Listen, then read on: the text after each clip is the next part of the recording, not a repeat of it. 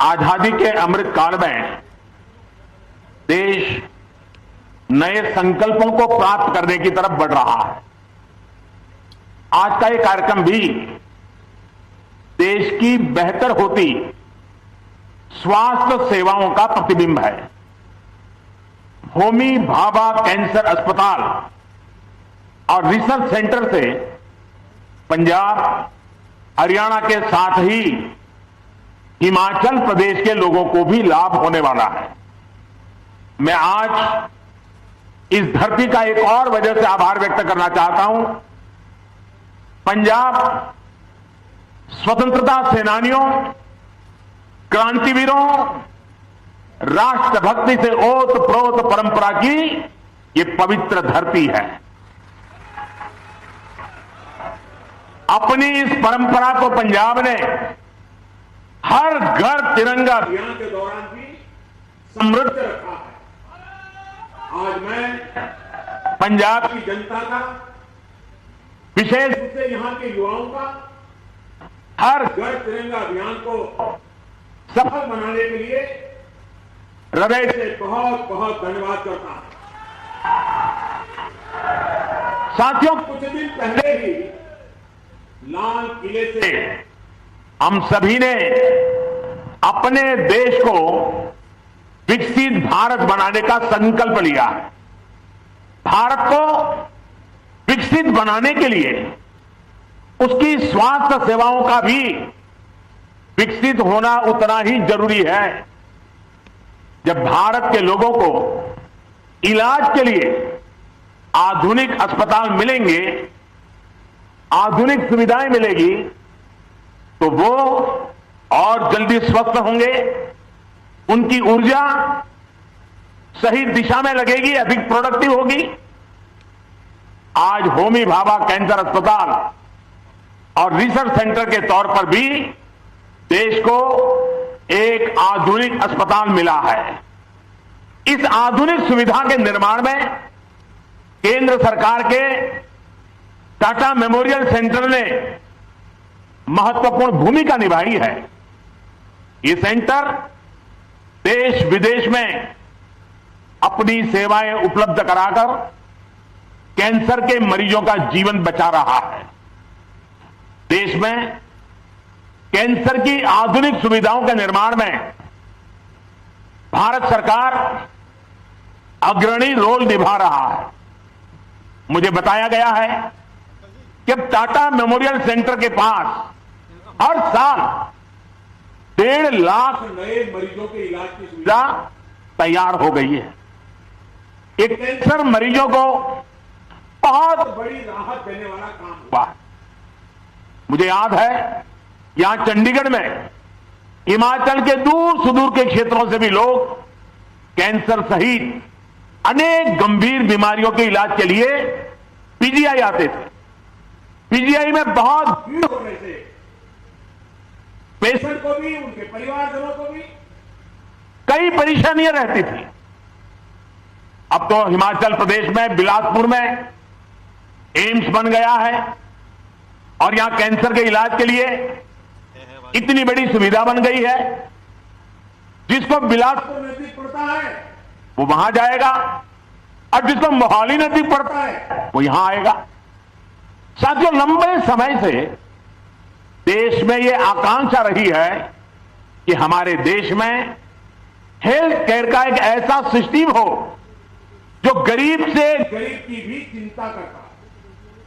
एक ऐसी स्वास्थ्य व्यवस्था जो गरीब के स्वास्थ्य की चिंता करे, गरीब को बीमारियों से बचाए, बीमारी हुई तो फिर उसको उत्तम इलाज सुलभ कराए। अच्छे हेल्थ केयर सिस्टम का मतलब सिर्फ 4 दीवारें बनाना नहीं होता है। किसी भी देश का हेल्थ केयर सिस्टम तभी मजबूत होता है जब वो हर तरह से समाधान दे, कदम कदम पर उसका साथ दे। इसलिए बीते 8 वर्षों में देश में होलिस्टिक हेल्थ केयर को सर्वोच्च प्राथमिकताओं में रखा गया है। भारत में स्वास्थ्य के क्षेत्र में जितना काम पिछले 7-8 साल में हुआ है उतना पिछले 70 साल में भी नहीं हुआ। आज स्वास्थ्य के क्षेत्र के लिए गरीब से गरीब को आरोग्य सुविधा के लिए देश एक नहीं, दो नहीं, 6 मोर्चों पर एक साथ काम करके देश की स्वास्थ्य सुविधाओं को सुधारा जा रहा है, मजबूत किया जा रहा है। पहला मोर्चा है प्रिवेंटिव हेल्थ केयर को बढ़ावा देने का। दूसरा मोर्चा है गांव-गांव में छोटे और आधुनिक अस्पताल खोलने का। तीसरा मोर्चा है शहरों में मेडिकल कॉलेज और मेडिकल रिसर्च वाले बड़े संस्थान खोलने का। चौथा मोर्चा है देश भर में डॉक्टरों और पैरा मेडिकल स्टाफ की संख्या बढ़ाने का। पांचवा मोर्चा है मरीजों को सस्ती दवाइयां, सस्ते उपकरण उपलब्ध कराने का। और छठा मोर्चा है टेक्नोलॉजी का इस्तेमाल करके मरीजों को होने वाली मुश्किलें कम करने का। इन 6 मोर्चों पर केंद्र सरकार आज रिकॉर्ड निवेश कर रही है, इन्वेस्टमेंट कर रही है, हजारों करोड़ रुपए खर्च कर रही है। क्यों? हमारे यहां हमेशा से कहा गया है बीमारी से बचाव ही सबसे अच्छा इलाज होता है। इसी सोच के साथ देश में प्रिवेंटिव हेल्थ केयर पर इतना जोर दिया जा रहा है। अभी कुछ दिन पहले ही एक रिपोर्ट आई है जिसमें कहा गया है कि जल जीवन मिशन की वजह से पानी से होने वाली बीमारियों में बहुत ज्यादा कमी आई है। यानी जब हम बचाव के लिए काम करते हैं तो बीमारी भी कम होती है। इसी तरह की सोच पर पहले की सरकारें काम ही नहीं कर सकती, लेकिन आज हमारी सरकार तमाम अभियान चलाकर, जन जागरूकता का अभियान चलाकर लोगों को जागरूक भी कर रही है और बीमार होने से बचा भी रही है। योग और आयुष को लेकर आज देश में अभूतपूर्व जागरूकता फैली है। दुनिया में योग के लिए आकर्षण बढ़ा है। फिट इंडिया अभियान देश के युवाओं में लोकप्रिय हो रहा है। स्वच्छ भारत अभियान ने बहुत सी बीमारियों के रोकथाम में मदद की है। पोषण अभियान और जल जीवन मिशन से कुपोषण को कंट्रोल करने में मदद मिल रही है।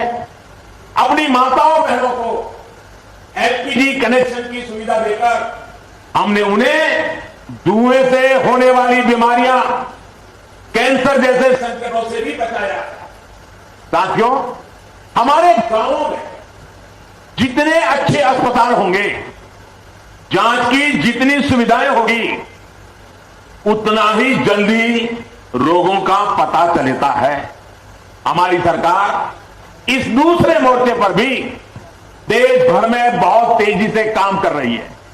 हमारी सरकार गांव-गांव को आधुनिक स्वास्थ्य सुविधाओं से जोड़ने के लिए 1.5 लाख से ज्यादा हेल्थ एंड वेलनेस सेंटर बनवा रही है। मुझे खुशी है कि इनमें से लगभग 1.25 lakh health and wellness centres ने काम करना शुरू भी कर दिया है। यहां पंजाब में भी लगभग 3000 हेल्थ एंड वेलनेस सेंटर सेवा दे रहे हैं। देश भर में in health and wellness centres में अभी तक लगभग 22 करोड़ लोगों की कैंसर से जुड़ी स्क्रीनिंग हो चुकी है, जिसमें से करीब 60 लाख स्क्रीनिंग ये मेरे पंजाब में हुई है। इसमें जितने भी साथियों में कैंसर की पहचान शुरुआती दौर में हो पाई है, उनको गंभीर खतरों से बचाना संभव हो पाया है। साथियों, एक बार जब बीमारी का पता चलता है तो ऐसे अस्पतालों की जरूरत होती है जहां गंभीर बीमारियों का ठीक से इलाज हो सके। इसी सोच के साथ केंद्र सरकार देश के हर जिले में कम से कम एक मेडिकल कॉलेज के लक्ष्य पर काम कर रही है। Ayushman Bharat health infrastructure mission के तहत जिला स्तर पर आधुनिक स्वास्थ्य सुविधाएं बनाने पर 64,000 करोड़ रुपए खर्च किए जा रहे हैं। एक समय में देश में सिर्फ 7 एम्स हुआ करते थे, आज इनकी संख्या भी बढ़कर के 21 हो गई है। यहां पंजाब के बठिंडा में भी एम्स बेहतरीन सेवाएं दे रहा है। अगर मैं कैंसर के अस्पतालों की ही बात करूं तो देश के हर कोने में कैंसर से जुड़े इलाज की आधुनिक व्यवस्था की जा रही है। पंजाब में ये इतना बड़ा सेंटर बना है। हरियाणा के झज्जर में भी नेशनल कैंसर इंस्टीट्यूट स्थापित किया गया है। पूर्वी भारत की तरफ जाएं तो वाराणसी अब कैंसर ट्रीटमेंट का एक हब बन रहा है। कोलकाता में नेशनल कैंसर इंस्टीट्यूट का दूसरा कैंपस भी काम शुरू कर चुका है। कुछ दिन पहले ही असम के डिब्रूगढ़ से मिले एक साथ 7 नए कैंसर अस्पतालों के लोकार्पण का अवसर भी मिला था। हमारी सरकार ने देश भर में कैंसर से जुड़े करीब 40 विशेष संस्थान स्वीकृत किए हैं, जिनमें से अनेक अस्पताल सेवा देना शुरू भी कर चुके हैं। साथियों, अस्पताल बनाना जितना जरूरी है उतना ही जरूरी पर्याप्त संख्या में अच्छे डॉक्टरों का होना, दूसरे पैरामेडिक्स उपलब्ध होना भी है। इसके लिए भी आज देश में मिशन मोड पर काम किया जा रहा है। 2014 से पहले देश में 400 से भी कम मेडिकल कॉलेज थे, यानी 70 साल में 400 से भी कम मेडिकल कॉलेज। वहीं बीते 8 साल में 200 से ज्यादा नए मेडिकल कॉलेज देश में बनाए गए। मेडिकल कॉलेजों के विस्तार का मतलब है कि मेडिकल सीटों की संख्या बढ़ी है, मेडिकल की पढ़ाई करने वाले छात्रों के लिए अवसर बढ़े हैं और देश की सेहत का ध्यान रखने वाले हेल्थ प्रोफेशनल की संख्या बढ़ी है। यानी हेल्थ सेक्टर में रोजगार के भी अनेक अवसर इससे तैयार हो रहे हैं। हमारी सरकार ने 5 लाख से ज्यादा आयुष डॉक्टर्स को भी एलोपैथी डॉक्टर की तरफ मान्यता दी है। इससे भारत में डॉक्टर और मरीजों के बीच अनुपात में भी सुधार हुआ है। साथियों, यहां बैठे हम सभी लोग बहुत सामान्य परिवारों से, हम सभी को अनुभव है कि गरीब के घर जब बीमारी आती थी तो घर जमीन तक बिक जाया करती। इसलिए हमारी सरकार ने मरीजों को सस्ती दवाइयां, सस्ता इलाज उपलब्ध कराने पर भी उतना ही जोर दिया है। आयुष्मान भारत ने गरीब को 5 लाख रुपए तक के मुफ्त इलाज की सुविधा दी है। इसके तहत अभी तक 3.5 करोड़ मरीजों ने अपना इलाज कराया है और 1 रुपये का उनको खर्च नहीं करना पड़ा है। और इसमें बहुत सारे कैंसर के मरीज भी है। आयुष्मान भारत की वजह से गरीब के 40,000 करोड़ रुपए, अगर ये व्यवस्था न होती तो उसकी जेब से जाने वाले थे वो 40,000 करोड़ रुपए आप जैसे परिवारों के बचे हैं। इतना ही नहीं, पंजाब सहित देश भर में जो जन औषधि केंद्रों का नेटवर्क है, जो अमृत स्टोर है, वहां भी कैंसर की दवाएं बहुत कम कीमत पर उपलब्ध है। कैंसर की 500 से अधिक दवाएं जो पहले बहुत महंगी हुआ करती थी, उनकी कीमत में लगभग 90% कमी की गई है। यानी जो दवाई 100 रुपये में आती थी, जन औषधि केंद्र में वही दवाई 10 रुपये में उपलब्ध कराई जाती है। इससे भी मरीजों के हर वर्ष औसतन करीब 1,000 करोड़ रुपये बच रहे हैं। देश भर में लगभग 9,000 जन औषधि केंद्रों पर भी सस्ती दवाएं गरीब और मध्यम वर्ग की परेशानियों को कम करने में मदद कर रही है। भाई और बहनों, सरकार के होलिस्टिक हेल्थ केयर अभियान में नया आयाम जुड़ा है आधुनिक टेक्नोलॉजी ने। हेल्थ सेक्टर में आधुनिक टेक्नोलॉजी का भी पहली बार इतने बड़े स्केल पर समावेश किया जा रहा है। Ayushman Bharat digital health mission से सुनिश्चित कर रहे हैं कि हर मरीज को क्वालिटी स्वास्थ्य सुविधाएं मिले, समय पर मिले, कम से कम परेशानी हो। टेलीमेडिसिन, टेली कंसल्टेशन की सुविधाओं के कारण आज दूर सुदूर गांव का व्यक्ति भी शहरों के डॉक्टरों से शुरुआती परामर्श ले पा रहा है। संजीवनी ऐप से भी अभी तक करोड़ों लोगों ने इस सुविधा का लाभ लिया है। अब तो देश में मेड इन इंडिया 5G सेवाएं लॉन्च हो रही है। इससे रिमोट हेल्थ केयर सेक्टर में क्रांतिकारी बदलाव आएगा। तब गांव के गरीब परिवारों के मरीजों को भी बड़े अस्पतालों में बार बार जाने की मजबूरी भी कम हो जाएगी। साथियों, मैं देश के हर कैंसर पीड़ित और उनके परिवार से एक बात जरूर कहना चाहूंगा। आपकी पीड़ा मैं भली भांति समझ सकता हूं, लेकिन कैंसर से डरने की नहीं, लड़ने की जरूरत है। इसका इलाज संभव है। मैं ऐसे अनेक लोगों को जानता हूं जो कैंसर के सामने लड़ाई जीत करके आज बड़ी मस्ती से जिंदगी जी रहे हैं।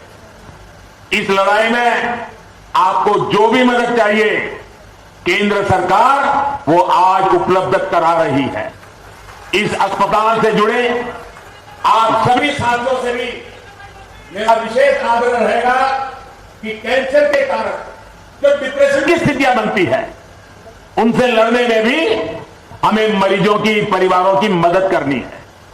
एक प्रोग्रेसिव समाज के तौर पर यह हमारी भी जिम्मेदारी है कि हम मेंटल हेल्थ को लेकर अपनी सोच में बदलाव और खुलापन लाए, तभी समस्या का सही समाधान निकलेगा। स्वास्थ्य सेवा से जुड़े अपने साथियों से मैं ये भी कहूंगा कि आप भी जब गांवों में कैंप लगाते हैं तो इस समस्या पर भी जरूर फोकस करें। सबका प्रयास से हम कैंसर के विरुद्ध देश की लड़ाई को मजबूत करेंगे। इसी विश्वास के साथ पंजाब वासियों को और जिसका लाभ हिमाचल को भी मिलने वाला है, आज एक बहुत बड़ा तोहफा आपके चरणों में समर्पित करते हुए मैं संतोष की अनुभूति करता हूं, गर्व की अनुभूति करता हूं। आप सबको बहुत बहुत शुभकामनाएं, बहुत बहुत